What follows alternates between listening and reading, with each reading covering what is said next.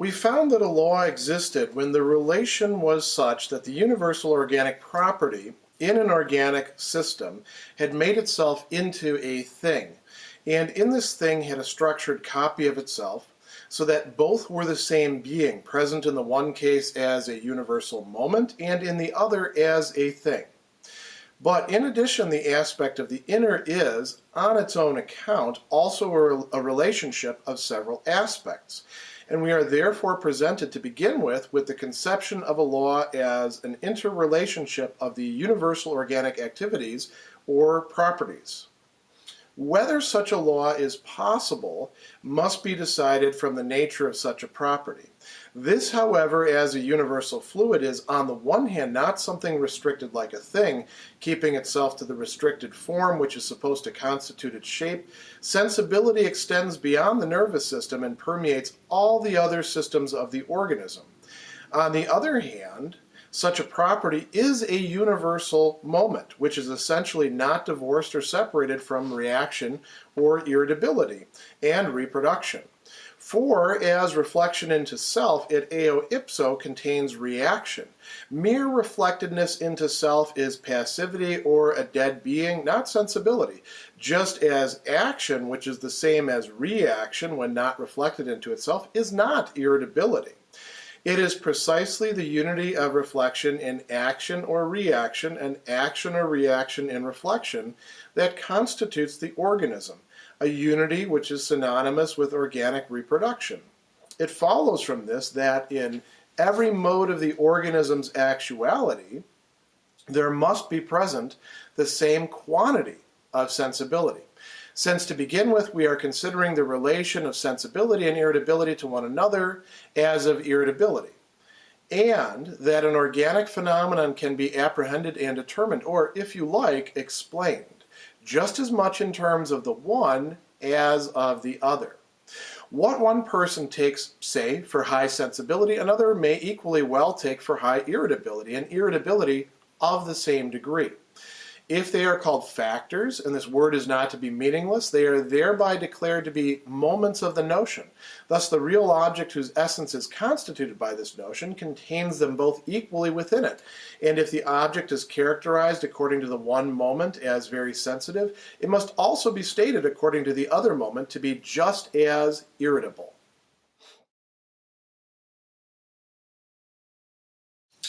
We're now in paragraph 270, roughly at the halfway point in observing reason. And we've seen observing reason attempting to find or formulate and then also to explore the functioning or the application as well as the underpinnings of law.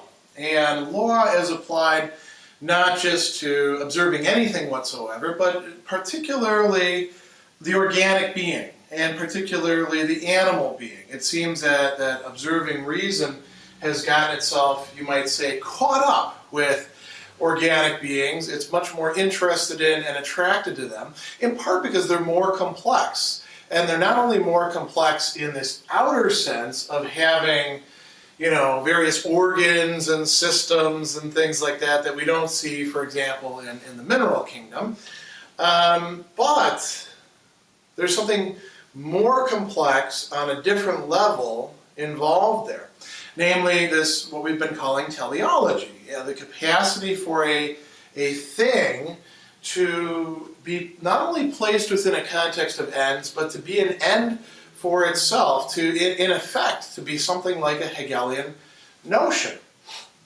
That led us to seeing that there's this inner to it, and we went through a whole interplay about the inner itself has an outer, which we're going to talk about here in terms of thing, and this general idea of the law applying to organic beings as being that the outer is in some way the expression of the inner. Now, Hegel is actually going to be removing that. And he's not simply canceling it out, he's going to show us where the failures are rising to the surface, where things are breaking down. So this is a very long paragraph. I don't have an awful lot on the board. I'm going to add a bit more as we go on, but some of it is just stuff you have to sort of keep in mind as we go through this. So he says, we found a law existed when the relation was such that the universal organic property, that's the inner in this case, in an organic system, that's outer, had made itself into a thing. It externalized itself, it expressed itself as a thing, as something observable. And then he says, in this thing had a structured copy of itself. So the thing here and the thing here presumably have this relation of mimesis, of structural similarity or something like that. And so he says, but in addition, the aspect of the inner is on its own account also a relation of several aspects. Here's where we start running into problems. So we've got this universal organic property. Let's call it sensibility, right? And then we have sensibility over here embodied in a set of organs. The eyeballs, the nervous system, I don't know, parts of the brain, whatever we want, right? And, we could do equally the same thing. We could talk about a system of locomotion if we wanted to, our feet and if we crawl around on our hands, I suppose. But in any case, he's saying there's a multiplicity here. It's a relationship of several aspects, and we are therefore presented with a conception of law as an interrelation of the universal organic activities or properties. So, what is he talking about there? All right, if we think about this schema, the notion of law has been applying to the relation between the two sides, the outer and the inner. But the law, in order to really be law, must also be dealing with the relations between this universal organic system, this universal organic system, this universal organic system. We don't want to say, well, we just have a law and it only applies to sensibility. We want it to apply to all the functions of the organism, if it's indeed supposed to be this comprehensive law. Or if you want to think of this less in terms of law, think perhaps in terms of an overarching account or theory, some sort of intelligible, systematic way of understanding. Now that doesn't seem to be that big of a problem on this side, does it? Why is it a problem for this side? Well, Hegel tells us here.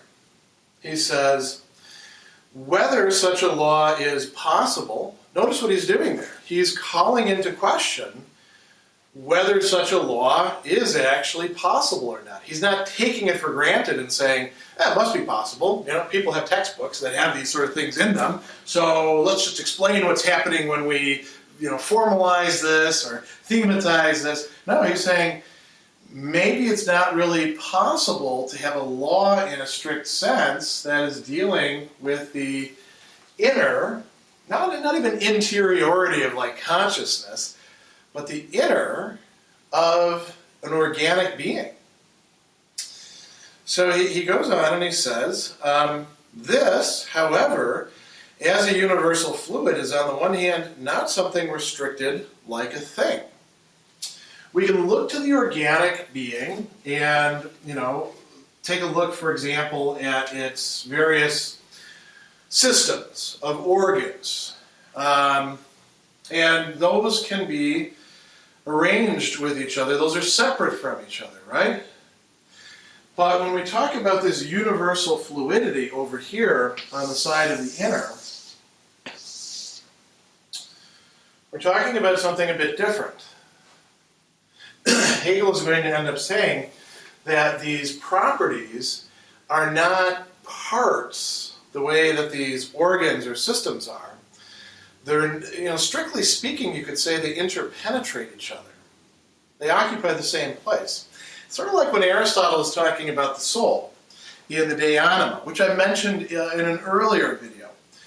Aristotle says that, yes, we can distinguish between parts of the soul in a certain way, but in another way we can't. They're not parts like, pages in this book. or the articles of clothing that I'm wearing, or even, the fingers on my hand. They really are activities of the soul, and they are involved with each other in a way different than merely material objects or external material objects. So he says, it's not something restricted like a thing, keeping itself to the restricted form, which is supposed to constitute its shape. Sensibility, to take an example, extends beyond the nervous system and permeates all the other systems of the organism. That's something worth dwelling on here. Hegel is saying sensibility, as one of these universal organic properties, is not a thing like a demarkable part, something that can be separated from the other parts. So you can separate the systems of nerves, I suppose. If you were an extraordinarily fine surgeon, or maybe we do some science fiction-y stuff and think about a machine that can do that in the future. But that's the external. That's not the internal. And I don't mean internal like your guts. We've already talked about that's the visceral system, right? We mean what is within the organism as a living thing. So he goes on and he says, here we go. Sensibility extends beyond the nervous system, permeates all the other systems of the organism. On the other hand, such a property is a universal moment, which is essentially not divorced or separated from reaction or irritability and reproduction. Now, a little bit, later on, Hegel is going to suggest to us that maybe these three aren't the only games in town. They're not the only activities, the key, moments, as we're calling them here, of the organic being. But let's say that they are. In this case, what he's saying is that sensibility is not something strictly and rigidly distinguishable from this other faculty or activity, function of irritability or reproduction. They permeate each other. They interpenetrate each other. In certain ways, if you've ever read Maurice Merleau-Ponty, who drew on Hegel, Merleau-Ponty's Phenomenology of Perception, Merleau-Ponty is saying something similar about the different modalities in which, or the different dimensions in which we perceive things. For a normal living being, perception is actually a whole confluence of different, you might say, perspectives all coming together, not harmoniously necessarily, but into a synthesis. Hegel is saying that something like that happens within the organism, and that's what allows all these systems to function together in a living being. So he goes on, and he says, as reflection into self, this is sensibility, it eo ipso contains reaction. Why? He says mere reflectiveness into self, or passivity, is a dead thing. It's not a living thing. When we have organic beings and we're attempting to observe them, we're attempting to observe them as living beings. Because although they are made out of organic materials, they're no longer an organism when they're dead, when they're no longer a functional whole. And so, excuse me, when you're observing a dead thing, a cadaver, or a sample, or something like that, you are, from Hegel's perspective, not observing the organism itself. He goes on and he says, it's precisely the unity of reflection in action or reaction, and action or reaction in reflection, that constitutes the organism. A unity which is synonymous with organic reproduction. So what is he saying there? Even in sensibility, which we took to be more passive than irritability or reaction or action let alone reproduction, which, constitutes another new being in existence, usually in place of the one that's being left behind. That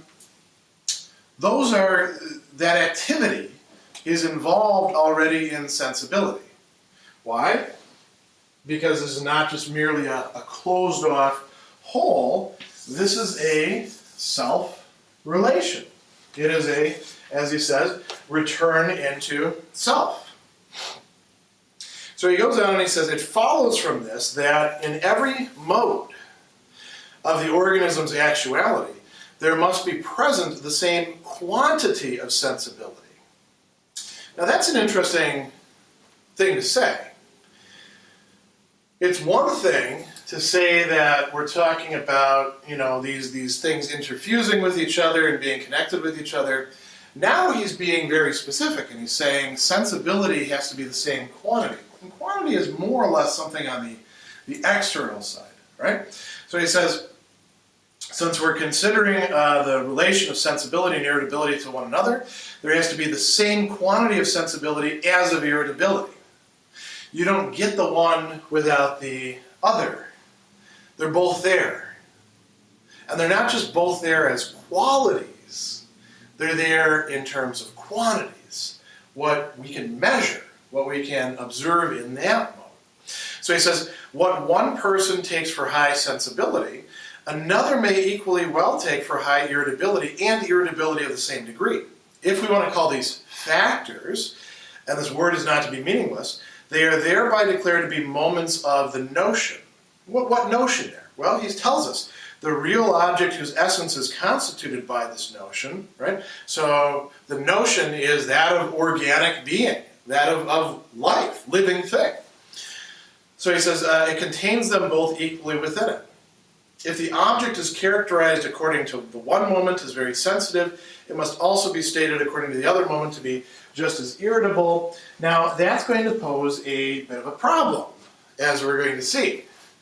Because if we're saying that whatever's going on here in its expression is not just a bunch of disconnected and then fortuitously working together systems or organs or something like that we can measure quantitatively, but that there's an intrinsic connection that's coming from the thing being a living thing, what's going to happen to that, faculty of distinguishing and measuring, or let's say facility with doing so, that's needed for the law? Well, that's going to be discussed in these paragraphs yet to come.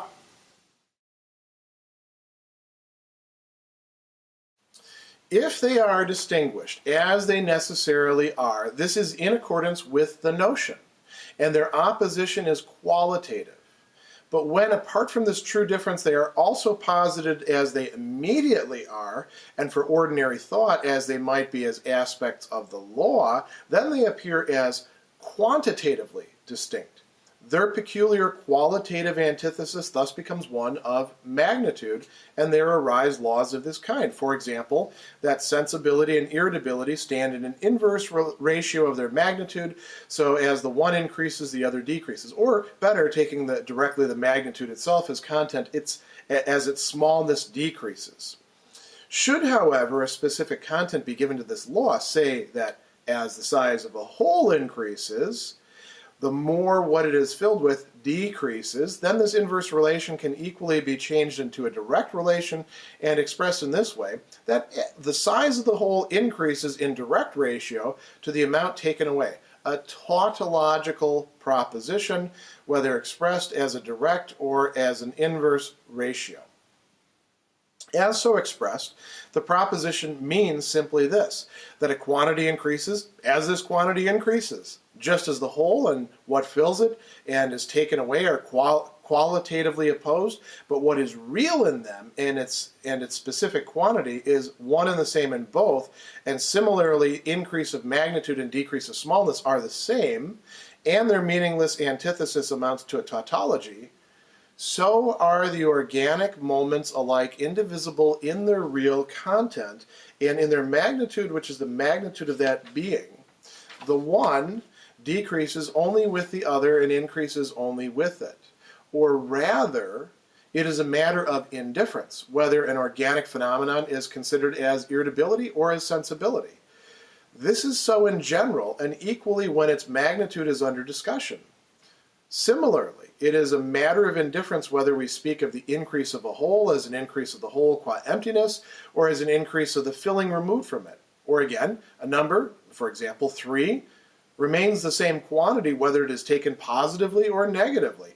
And if I increase the 3 to 4, then both the positive and the negative have become 4. Just as the south pole of a magnet is exactly as strong as its north pole, or a positive electricity or an acid is exactly as strong as its negative, or the base on which it acts.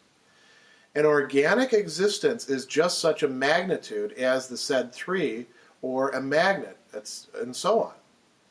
It is that which is increased or diminished, and when it is increased, both of its factors are increased, just as both poles of the magnet or both kinds of electricity increase if the potential of a magnet or of one of the electric currents is raised. That both can vary just as little in intension and extension, that the one cannot decrease in extension but increase in intension, while the other conversely is supposed to decrease its intension but increase its extension. This stems from the same notion of an empty antithesis. The real intension is absolutely as great as the extension, and vice versa.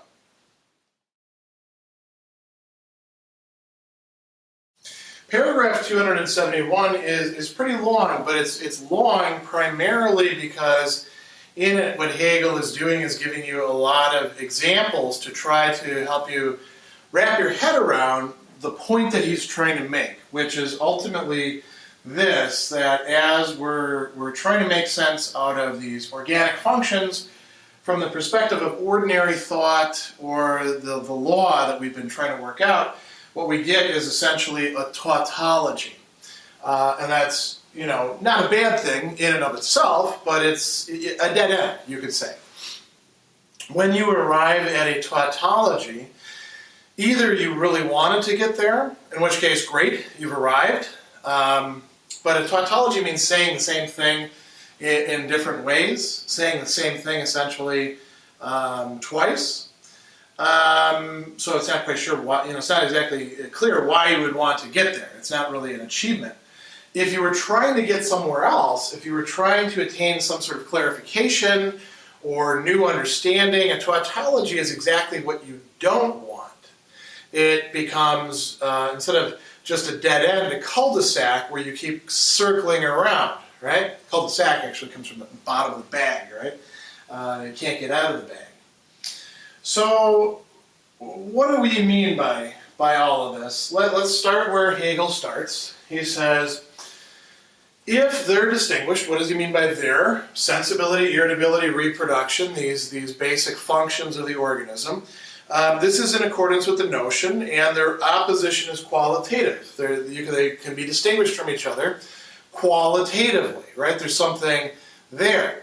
Now, if we want to instead start formulating them in terms of what natural science seems to demand, the law, in this case, some sort of comprehensive theory of them, and he says, when apart from this true difference, they're posited as they immediately are. Now, what does that mean, immediately are? As they are externally. For ordinary thought, as they might be as aspects of the law, they appear as quantitatively distinct. So, this is a very important difference that Hegel brings up at many points. As a matter of fact, I don't want to dwell on this too long, but this is something that philosophers after Hegel and also before Hegel have given a lot of thought to. Aristotle distinguished between quantity and quality as different categories, right? And in his metaphysics, it seems that quality is in a certain way more ontologically prior than quantity. There's many other metaphysics in which quantity is assumed to be what is truly metaphysically prior. As a matter of fact, that was a common movement in modernity that was connected with the rise of the modern sciences, the sciences that engaged in observation. So Hegel has got his finger on something very important here. All right, so he goes on and he says, their peculiar qualitative antithesis thus becomes one of magnitude. Antithesis here, Gegensatz, not, thesis, antithesis, synthesis. We'll put all that aside. Just means an opposition or a contradiction of sorts. So the Gegensatz, the antithesis here, is one of magnitude, which for Hegel is, not particularly interesting and loses its grasp on many of the real aspects that we're looking at. So he says there arise laws of this kind. This is, sort of a typical example of the kind of things that people were interested in his time, and I think in our own, where sensibility and irritability stand in an inverse ratio of their magnitude. So as the one increases, the other decreases. Or better, taking the magnitude itself as the content, as its smallness decreases. So what is that, what kind of thing are we working with there? Let's ask that. Very broad question. An inverse relation. So an inverse relation, I think most of the people watching this, you know what that is right away, but just in case, when we say that things vary inversely, we're saying that as you increase the one, you decrease the other. They're connected. There's a relation between them of that sort. So that, to the degree that you raise this one should go down. Think of, for example, what we call a zero-sum game. Let's pick the easiest one that there is. Two kids dividing up a piece of gum. Their parent has given one of them a piece of gum and said, you need to break this into equal parts or fair parts, and then let your brother or sister decide, or friend, right? If I break off, a part that's bigger for me, intending it for myself, the other person gets less, and vice versa, right? So there's lots of things of that nature. Now, what Hegel says here may strike you as a bit paradoxical at first, but he goes on to say inverse relations inverse proportions can really just be turned into direct proportions. You just have to change your perspective on it. How so? Well, here's an example. Let's take a specific content of this law. As the size of the whole increases, the more what it is filled with decreases. Okay, so it looks like we're contrasting inverse, we have an inverse relation there. As one thing goes up, the other thing goes down, right? He says this inverse relation can equally be changed into a direct relation and expressed in this way.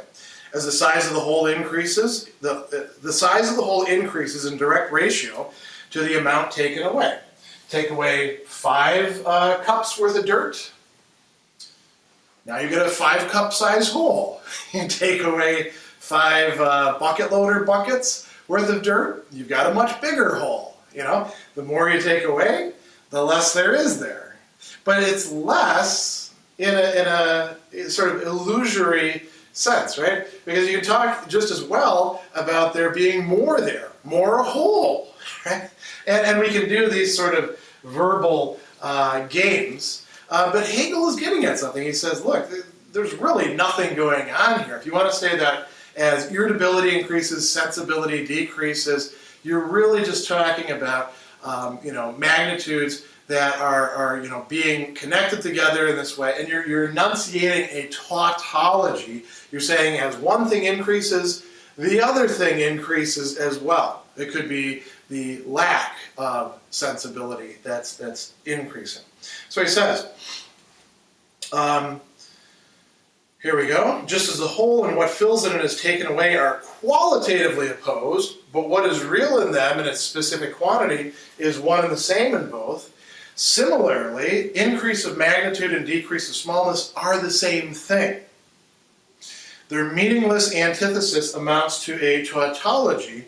So are the organic movements alike indivisible in their real content and in their magnitude, which is the magnitude of that being. So what he's saying here is when you're measuring what you think to be distinct things in organic beings by looking at them in terms of what is mathematizable, what can be reduced to quantitative distinction, and then quantitative relation, you're really just measuring the same thing from different aspects. So you're doing a tautology. You're not adding any new knowledge to anything. Then he gives a bunch of examples here, some of which are, in certain respects, I think, a bit off base. Let's take the example of 3. He says, a number 3 remains the same quantity whether it is taken positively or negatively. If I increase the 3 to 4, both the positive and the negative have become 4. And here's the analogy, just as the south pole of a magnet is exactly as strong as its north pole, or a positive electricity or an acid is exactly as strong as its negative, or the base on which it acts. Now, in a certain sense, Hegel is right. And he's made 2 assertions there, that negative 3 and positive 3 really end up amounting to the same thing. If we think in terms of what we call in mathematics the absolute value, that's quite true. It may not be true in other contexts. So Hegel, he might be giving you a bad example here. But, when we think about how he's trying to frame this, we have an increase from 3 to 4. Likewise, if we have other things that are connected with each other in similar proportions, like the strength of an acid to the strength of the base that would have to cancel it out, or the strength of positive and negative electricity generated by one dynamic system, or the strength of a particular magnet, imagining that we're making an electromagnet with a positive and negative. He is actually technically correct. Where's the application of this to this stuff over here? That's not quite so clear from these examples. So, he's saying that both can vary just as little in intension and extension, all that sort of stuff. That's not extremely helpful for understanding what he's trying to say. We're going to see in the next paragraphs a little bit of clarification, but I do want to dwell on this a bit. He is saying this, that when we try to formulate laws that apply to these 3 factors, these 3 fundamental aspects of organic being, what we typically end up doing is losing sight of what it is that we're supposed to be measuring. And so we introduce quantitative distinctions. Why? Because that helps us, in many respects, wrap our heads around it, and we have great hopes that it will allow us to manipulate the things that we're dealing with, right? And we can to a certain extent, You think about advances in medicine in dealing with organic systems, that's all going to be on this side, pretty much. But the living thing is not a matter of mathematics, it's a matter of qualitative distinctions in which these things all are interpenetrating with each other. And so this loses its hold on that. And the law is only grasping an aspect of the organic being rather than the totality or the essence of the organic being.